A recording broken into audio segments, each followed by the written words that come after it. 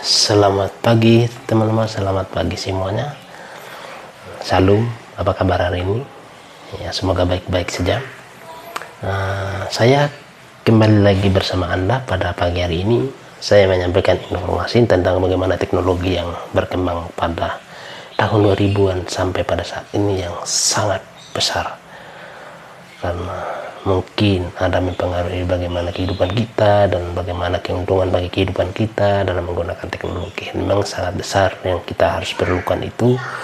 Bagaimana kita sebagai manusia modern pada saat ini untuk melakukan hal yang berbeda dari zaman yang dulu sebelum teknologi dan saat ini.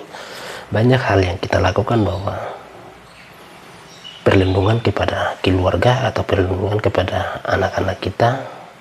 Kalau orang dewasa ya tidak perlu diawasi karena dia sudah tahu bagaimana penggunaan yang baik dan benar. Kadang-kadang ada juga orang dewasa yang menggunakan teknologi yang tidak yang mempengaruhi karakternya atau yang mempengaruhi tentang kehidupan yang tidak baik untuk masa depannya.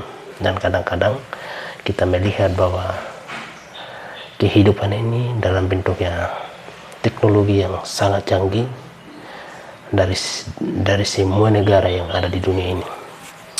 Kita Indonesia ini sebagai negara yang cukup besar menggunakan teknologi dari tahun 2000-an sampai pada saat ini. Kadang-kadang kita tidak tahu bahwa teknologi itu seperti HP atau handphone yang kita gunakan, kadang-kadang kita salah gunakan. Contohnya teknologi informasi itu, atau dalam bahasa Inggris informasi teknologi atau IT, harus berkembang dan memiliki pengaruh besar dalam kehidupan manusia. Tak hanya sebagai pelengkap teknologi informasi, bahkan sudah seperti asisten dalam setiap aktivitas manusia.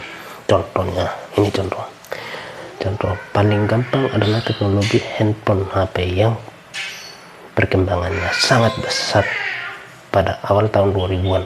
HP kebanyakan masih menggunakan untuk SMS. Dulu HP itu ya kita kenal bahwa pertama kali itu tahun 2000-an kita kenal namanya HP Nokia. Tetapi bandingkan sekarang berbagai macam model HP dan teknologi yang sangat canggih. Kadang-kadang kita teknologi sebagai orang yang dewasa ya kita tahu bagaimana, di mana baiknya, di mana tidaknya. Nanti kita tahu.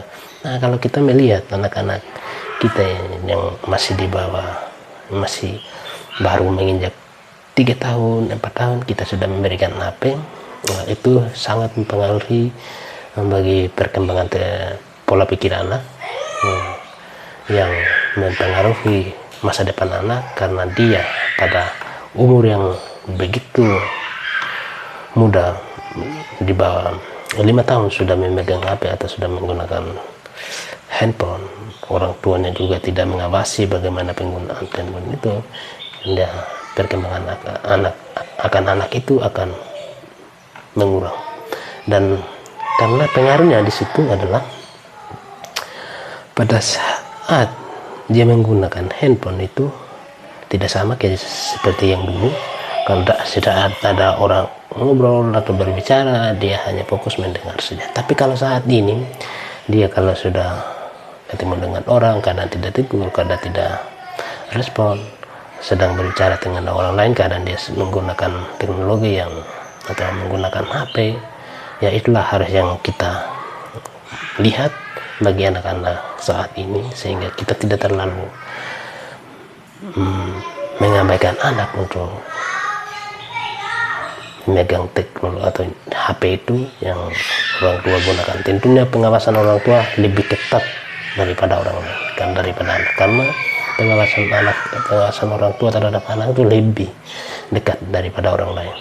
Dan orang lain antara lain itu dari mana?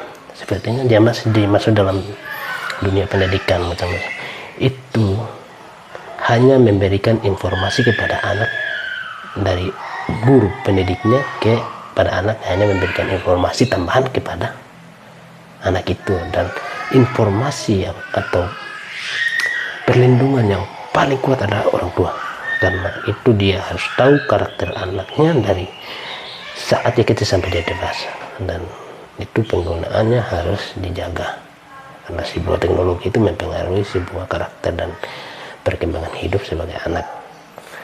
Itulah, dan kita sama-sama mempelajari bagaimana hidup penuh dengan teknologi yang canggih. Kita harus menghargai semua itu, karena memang kita saat ini harus memberikan dunia yang teknologi sangat besar.